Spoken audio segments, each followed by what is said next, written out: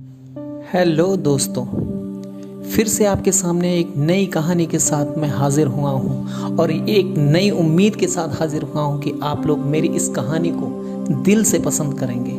और ये कहानी अगर आपको पसंद आ जाए, दिल से पसंद आ जाए, तो इस कहानी को शेयर करना ना भूलें, इसको लाइक कर दें, इस चैनल को सब्सक्राइब कर दें, जिससे मेरा हौसला और ऊपर उठता जाए। दोस्तों, आपके लिए आज जो मैं कहानी लेकर आया हूँ, उस कहानी की थीम है बाप और बेटी का रिश्ता।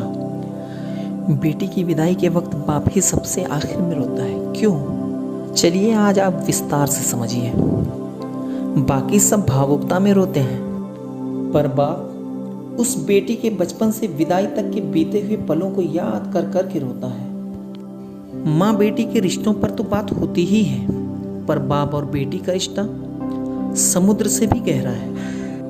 हर बाप घर के बेटे को थोड़ा डरा कर रखता है, पर वही बाप अपनी बेटी की हर गलती को नकली दादागिरी दिखाते हुए नज़रअंदाज कर देता है। बेटे ने कुछ मांगा तो एक बार डांट देता है, पर अगर बिटिया ने धीरे से भी कुछ मांगा तो बाप को सुनाई दे जाता है, और जेब में रुपया हो या ना हो, पर बेटी की इच्छा पूरी कर देता है। दुनिया उस बाप का सब कुछ लूट ले तो भी वो हार नहीं मानता, पर अपनी बेटी की आंख में आंसू देखकर खुद अंदर से बिखर जाए, उसे बाप कहते हैं। और बेटी भी जब घर में रहती है तो उसे हर बात में बाप का घमंड होता है। अगर किसी ने उसे कुछ भी कहा तो वो बेटी तपाक से बोलती है, पापा को आने दो, फिर बताती हूँ। बेटी घर में रहती तो माँ के आंचल में है, पर बेटी की हिम्मत उसका बाप रहता है।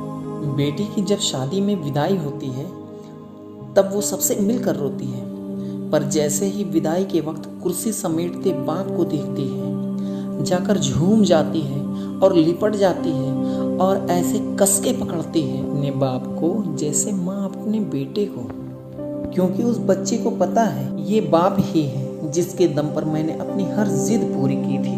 खैर, बाप खुद रोता भी है और बेटी की पीठ ठोक कर हिम्मत भी देता है कि बेटा 4 दिन बाद आऊँगा तुझको लेने, और खुद जानबूझकर निकल जाता है किसी कोने में, और उस कोने में जाकर वो बाप कितना फूट फूट कर रोता है, ये बात सिर्फ एक बेटी का बाप ही समझ सकता है। जब तक बाप जिंदा रहता है बेटी मायके में हक से आती और घर में भी जिद कर लेती है, और कोई कुछ कह दे तो डांट के बोल देती है मेरे बाप का घर है।